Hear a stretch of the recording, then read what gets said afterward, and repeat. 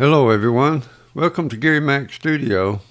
Today I want to try an experiment. I went to a fabric shop and I bought some denim, white denim, and put it on some stretcher bars, and I was going to paint a picture that my daughter had sent me from Destin, Florida, from her hotel suite, and I want to try and put it on this canvas of this denim, and as an experiment to see how it works, and we'll see how this turns out in the end. So y'all watch and let's see what happens here. Here's the photo of the paint picture I want to paint. So we'll just start with this denim canvas, and what I'm doing right here is just putting on some white paint. And I like to mix my colors on the canvas, where some artists say they'll spend hours mixing paint on a palette, where I just like to mix them right on the canvas. And when I made this stretcher bar, I made a mistake, and I've made I don't know how many stretcher bars, but I forgot to put a relief around the edge of that stretcher so that the canvas wouldn't touch those stretcher bars. And you can see over there on the right where the brush hits that stretcher, and so when I get this thing done, I'll take it off of this stretcher and raise that up and fix those lines if I can't fix them while I'm painting on this thing. And these are acrylics. I like to work with acrylics. I work with the oils too, but I prefer acrylics. Because I can work faster with them. I don't have to wait a day or two for these things to dry to put an overlay over on top of them. I can, in 3 or 4 or 5 minutes, it's dry enough I can paint over it. So that's why I like to use acrylics. And they're a little bit harder to blend than they are oils because they do dry so fast, but with a lot of practice, you can learn to blend them pretty well, pretty easy. And so here I'm just putting in a sub painting, an underpainting, to get ready to start putting in the details. And it's a process, and you have to go step by step. And this is the first step, is to get this underpainting in a composition where everything is going to go. And it's just fun. I just love doing this. I do it nearly on a daily basis, and I practice. I've been painting for 52 years, and I've never had any lessons. I've never had any formal education about painting. I just picked up some paints one day and painted a little picture and decided I liked it, and I've been doing it ever since. And now then, when I started, I'd sell a painting for $40, $60, and now then, I'm getting thousands for my artwork. And it just turned into something that I never expected, just by doing it, just by putting hands on, learning how, and enjoying it and having fun. This is so much fun to create an image that's in your mind, or a place that you've been or seen, and put that memory up on a canvas.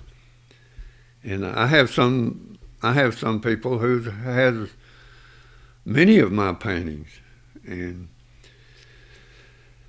in fact, I had one who just died recently, who had been buying my art for years, and some of those first paintings that he bought for $80 or $100 are now worth a whole lot more. And I told whoever his successors are for his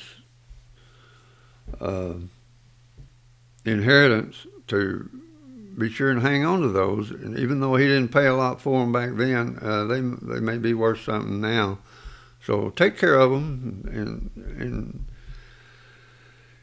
keep them in good shape, because someday they might be worth a lot of money to them.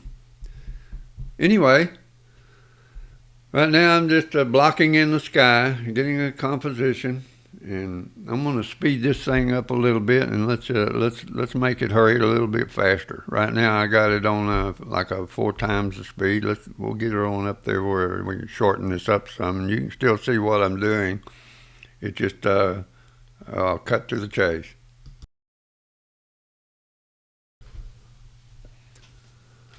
When doing these clouds, what you're seeing now is just getting an underpainting, get an idea of where the shadows are going to be, the highlights are going to be, and just getting some paint on there. And if I make a mistake, or just paint over it. And I make a lot of mistakes, but there's nothing that we can't correct pretty easily with these acrylics, because I don't have to wait a day for them to dry, or I don't have to wipe them off and start over. I just give it a few minutes and then paint over it.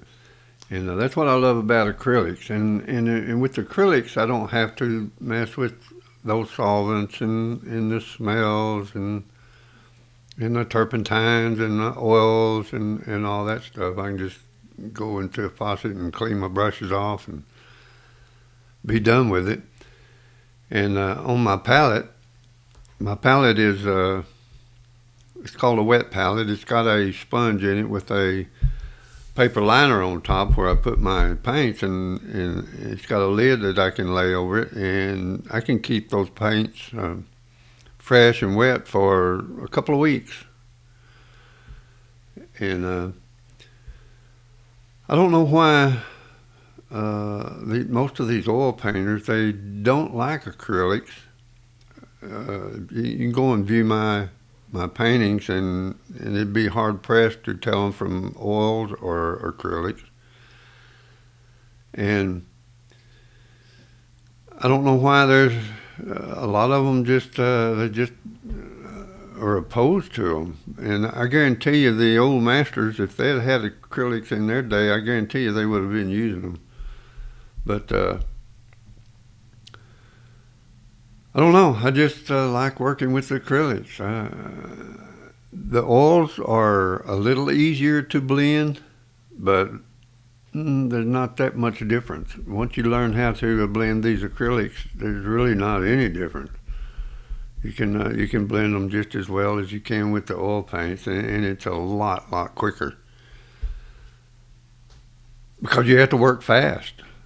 If you get some paint on there, then you got to blend it real quick, because just in a few minutes it'll be dry, and you'll have to do overlays, and that's a big part of acrylics, is doing the overlays.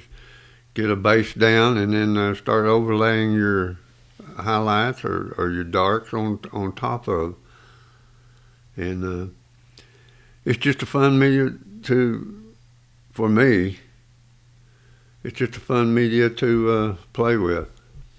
And right now I'm putting a piece of tape up there to get a straight horizon line for the between the sky and the ocean, and getting some highlights down to break the difference in shade, and start getting the sky more in order. And we'll build on what I've got right now as we go. So there you see it. I've got the sky and the sea separated. So now I'm going to start working on this beach, and watch how one stroke, just watch this right here, you'll see one stroke, how it just, right there, see how it made that beach line? So it's amazing how just one stroke of a brush can change the whole attitude of a painting. And sometimes that amazes me. Especially when you're doing a portrait or something like that, how just one little line can make a whole difference in the way in the way the image looks. And right here, there was some of those vines that grows along beaches right there, and then there's some kind of structure there. I don't know what they are. Maybe for erosion, beach erosion. I don't know, but there was some in the photograph. There's some kind of structure there right next to those weeds or flowers or vines, what I don't know what they were. They look kind of like vines. I know down on the Texas coast, those vines grow all along those sand dunes along the beaches. And right here, I'm just getting some distinction between the clouds and how they're structured. And I'll come along here in a little while, and we'll change all that. Lighten them up, we'll blend them in, and right now let's get some ocean movement going in here. And there's the photograph.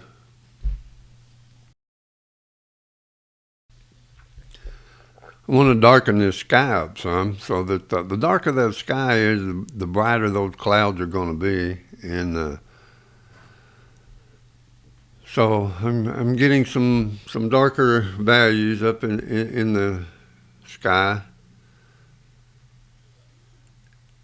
and just swishing some paint here and there. And I wrote a poem. I wrote a poem one day when I was painting a ship, and here's the way the poem read. And I love it. I love the ocean. I love everything about it. And I love the sea, the sky, the smells, the birds, the fish. I love the whole thing. So I wrote a poem about it, and it went like this. I call it Sea and I. I said, I often go to love of mine to feed upon her breast, so smooth, so soft. Some other times she does not rest. I dreamt a dream, just her and I together ride the waves to land that's only in my dreams, a place I want to stay. The moon brush strokes upon her hair and sparkles light our way. The sun comes bright to comfort us to see across the bay. She feeds my soul with love so deep, a hunger for her ways. The thought of her seducing me returns me there each day. When I awake and time to go and anchors cast away, from depths within her soul I lie, my heart is hers to stay. A poem by Gary McGaw. I love to write poetry. I write quite a bit of poetry, especially of things like this. So now in the sky, I toned down those darks a little bit, put a little bit of purplish colors in there, and I'm going to tone it down a little more with some blues, and then at the end of it, I will really put some really bright highlights of some of those bright gold colors. I got to work on that beach a little bit on the surf. I don't like the way the surf is right there. I got to change all that and get it more to the looks of the photograph. And not that I want this to look like a photograph. I don't want it to look like a photograph. I want it to look like a painting. But I want to get it as close to the image of the photograph as I can, because it is a memory that my daughter had recorded with a camera. So we'll just go on here and smear some paint, and let's just see how this goes. Okay, what I'm going to start here now is I'm going to start putting a wash, an overlay over those clouds, and start warming those up with a sun color. And I do this a lot with acrylics, and it's easy to do because that white paint that I put on there for the clouds, it was dry in just a few minutes, and I can go ahead and wash over those with some transparent colors, and I'm going to warm these up, and I'm getting a yellow color, a yellow sun color on there right now, and then I'm going to put a darker orangey color as we go back in those clouds, and we're going to warm up this whole thing with this transparent yellow. And yellow is pretty transparent anyway, and it's really hard to get a real bright yellow color because it is transparent. And that's the only way you can get a really bright yellow color is to put it over a white paint, and that white underpainting and will brighten that yellow up. So right here I'm putting in some orangey, more warm color, and I'll keep adding those in until I get the desired color that I'm looking for, and the shapes of the clouds. And then down around the horizon down there, I'm going to work on that a little bit and get that horizon line to be a little more distinct and a little brighter. And right here, I'm lightening that up a little bit to get a better transition from sky to sea.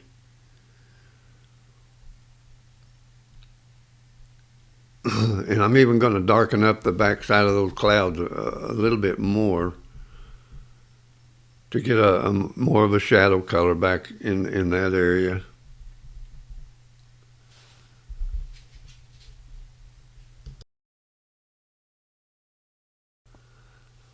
So I'm going to cut through some of this, and I'm going to get some of these little highlights up in the sky, some clouds, and make it a little more interesting. And I'll put a little more highlights along the horizon and reflections down on the water. And I work this beach a little bit. And I'm going to skip through all of this and just show the finishing touches on this thing, where I really darkened up the clouds quite a bit on the bottom parts of it, and changed made them warmer. And here's the beach, the people on it. She was up high in a motel suite when she took these pictures, looking down on the beach and all the people having fun down, playing in the water. And then I get these in here, then I will show you the finished. I'll show you the finished image right here coming up at the end of this thing. And off camera, I changed it quite a bit, and I made the clouds more pronounced, more darker, more shadows, and brighter sunlight, and more reflections in the water. So there you have it. It turned out pretty good. I'll probably work on it a little bit more off camera, but that's about the extent of it right there. So, hey, you guys, please subscribe to Gary Mac Studio and hit the likes button if you would. It would be greatly appreciated. And I love all you guys, and we'll catch you next time. Bye-bye.